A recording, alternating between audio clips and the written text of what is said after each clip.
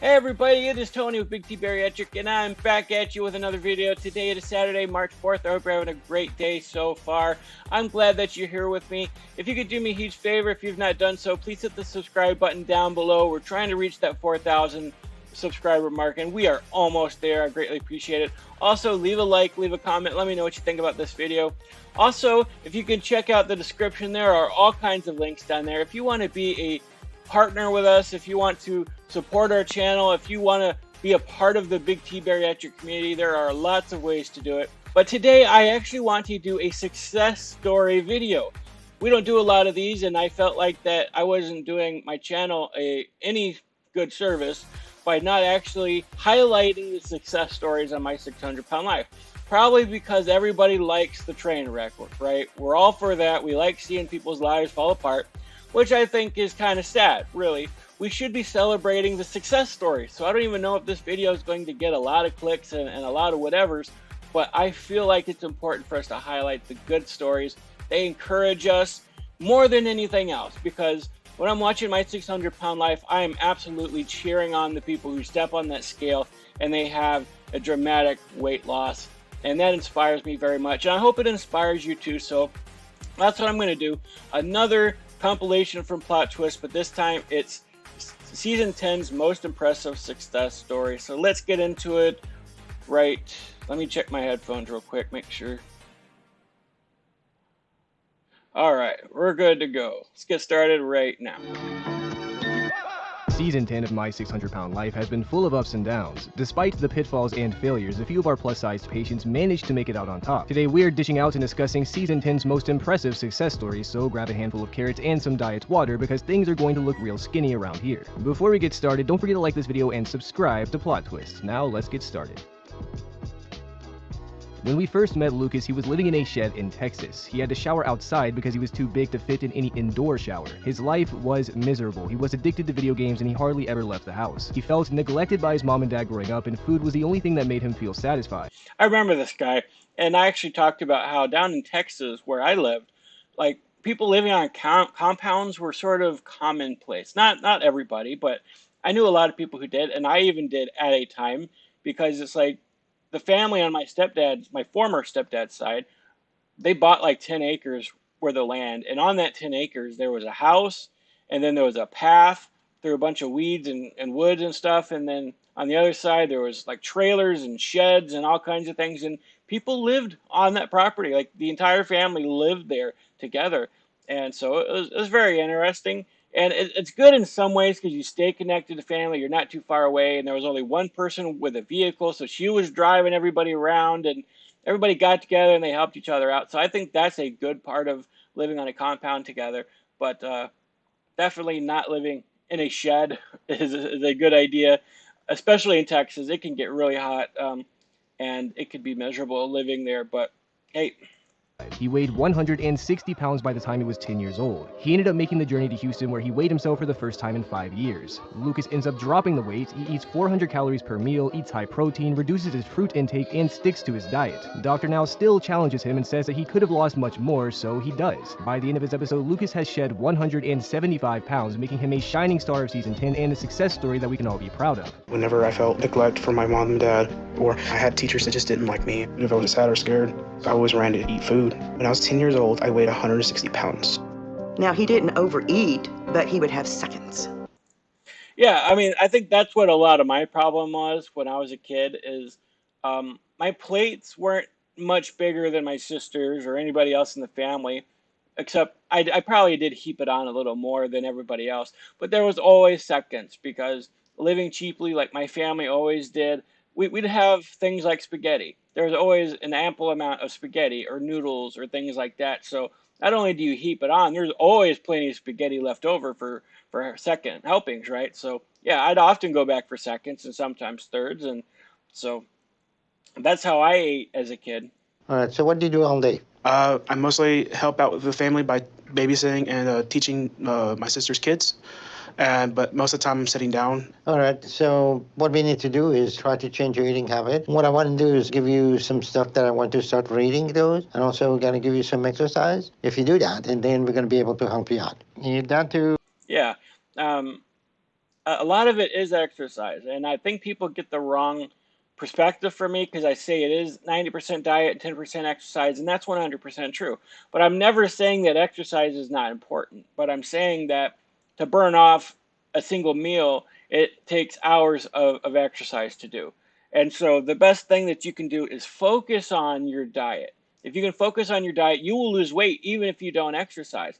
But exercise gives you that extra little bit of motivation. It builds muscle. You do burn some calories, but it's not as much as you think that you would. You might think, oh man, I ate a cake, so that, I can just go for a walk later and burn that off. That's not going to happen, right? You're going to have to walk for 100,000 miles, probably. I'm exaggerating, but exercise is important though, because the stronger your muscles, the more muscles that you build, the better off you're going to be, the more calories you're going to burn naturally in a day. So that's something that I'm transitioning to now that I've lost a lot of weight, is I'm trying to get more exercise in. And now that we're getting closer to spring, I'm definitely going to go on a lot more walks and stuff like that. 539, no? Yes, sir. All right, that's great. So you lost 52 pounds over the last 2 months. So now that you lost weight and you stay focused, I'm going to approve you for weight loss surgery. And if everything looks good, we'll schedule you for next month. So how did that sound? That sounds great. Lately, I've been feeling great. I make a big effort to find time for myself. And even though I'm still living at the homestead, I'm still making sure I protect my time and space. There's no greater feeling than reaching that goal weight, right? My doctor set up a goal of getting under 600 pounds, and I started at 671. And I think my first weigh-in at the doctor's office was like 650 something. Because I do have a scale at home that goes up to 700 pounds. So I know what I was weighing beforehand. I did lose a little bit of weight before I went to the doctor's office. But yeah, he's like, I want you to get down below 600. And that really motivated me. I'm like, okay, so I got 50 pounds I got to lose on my own. So that's when I started the pre-op diet, and I really dropped that weight quite a bit. And I got under 600 pounds, and just stepping on that scale at the doctor's office, reaching that moment was a moment of triumph. I'm so proud of myself that I was able to do that. Doctor now says that if I keep losing weight, when I get into 300s, I should be able to get skin surgery. And that'll take a lot of weight off too. And he hopes that I'll get there in the next few months. Julian is one of the more successful patients we've seen on Season 10 on My 600 Pound Life. He and his wife Irma were determined to expand their family and have a baby, and Julian was willing to stop at nothing to reach that goal. Amazingly enough, Julian was able to pull it off and lose the weight Dr. Now required of him, but not without a bit of struggle at first. Julian, like our other 600 Pound Life patients, fell victim to overeating due to trauma he suppressed from his earlier years. His mother abandoned him, shipping him off to his grandmother's because he wouldn't stop starting fights with his stepfather. When Julian was banished away to Arizona with his grandmother, he put on hundreds of pounds and was never able to return to his normal size. But after a long haul to Dr. Now's office, Julian was able to put in the work to lose weight against all odds. And he was a little more active, so I felt that he had a great chance of being successful. He actually got up and cooked for himself because he was that good cook, and his wife/girlfriend, I don't know,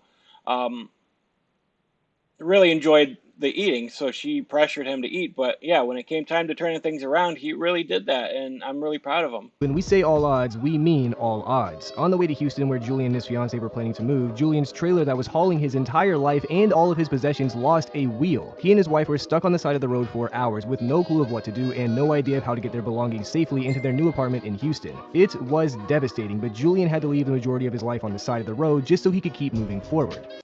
That happened to me. I mean, I don't know if I told this story before, but when I was leaving Oregon, I was leaving my aunt's house, and I was moving back down to Houston. Everything that I owned was in the back of a truck, and it had like a camper on the top.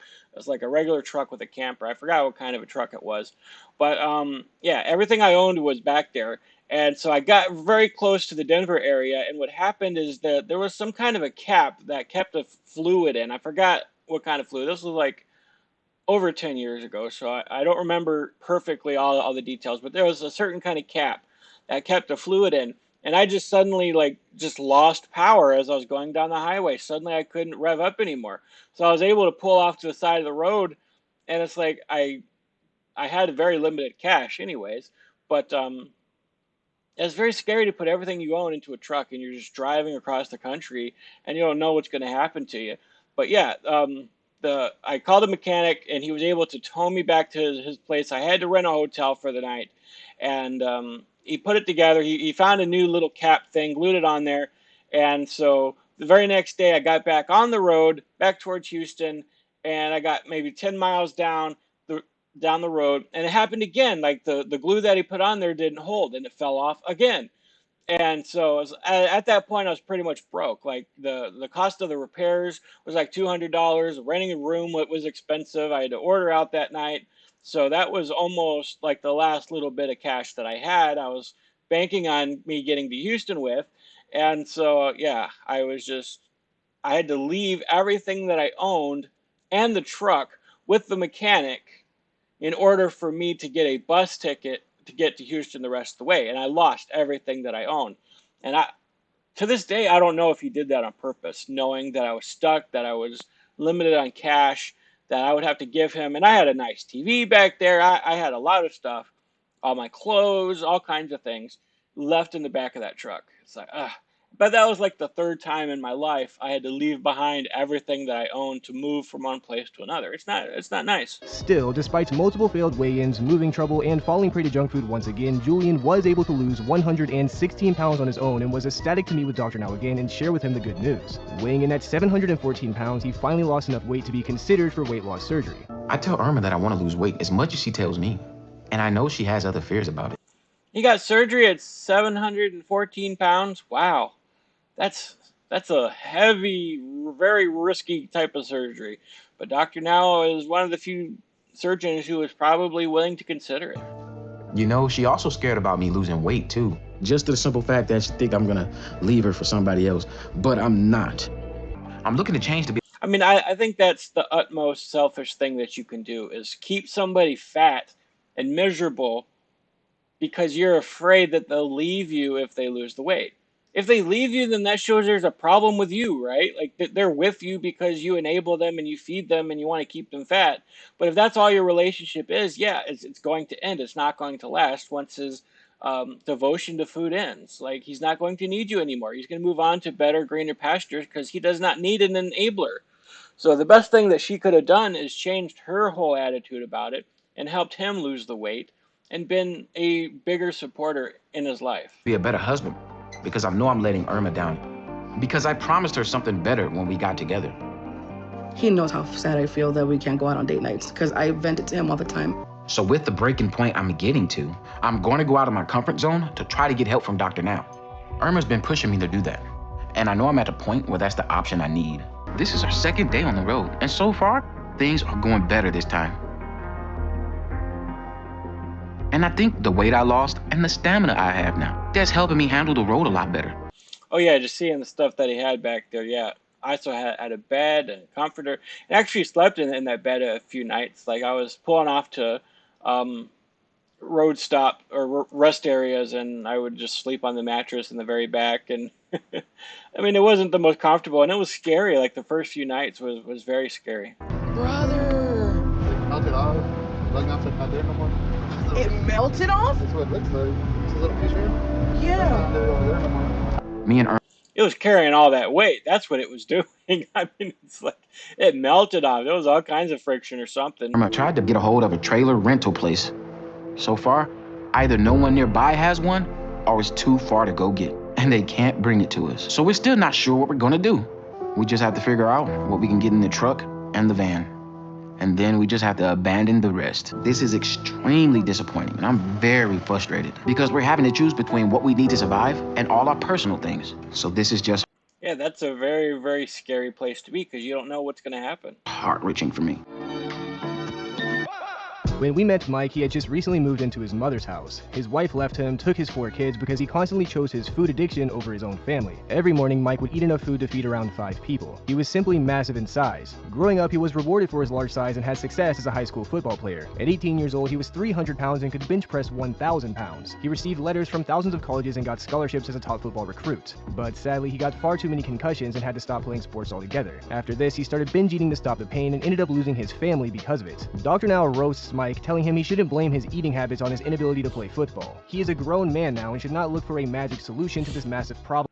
Yeah, I mean, once you kind of get through the stages, it's got to be devastating to start playing football at a very young age and progress, get recruits, being able to bench 1,000 pounds. Like, you've put a lot of work into being able to play football, and then when it just happened that you couldn't play anymore, that can be devastating because you devoted your whole life to something that you can't do anymore. That's got to be a very difficult thing. And we see a lot of football players today, like even Tom Brady, who retired at 45 because he retired once and came back because he just couldn't handle living life without football. So, I could totally understand what it's like for a lot of people to devote their lives to something that they cannot even do anymore.